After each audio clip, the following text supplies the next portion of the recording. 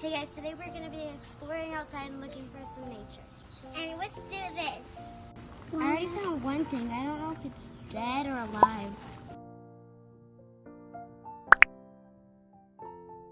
I love roly-polies. One thing I like about them is that you can hold them. I don't know if y'all can see it. Well, yeah, y'all can see it. It's pretty clear. There's a toad. So it's huge. What? It's fat.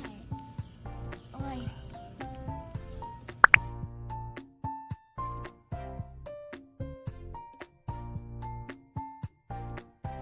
okay, so we were thinking of where we should look, and we picked up a pot, and we found these slugs, these little slugs. And I don't know if that's a snail shell or just a snail. Oh, it's huge. So we were looking through all these rocks, and almost all these rocks have the same little like beetles in them. There's a little spider right there. Right there. Hey guys, do you see it? It's huge. There, little toes.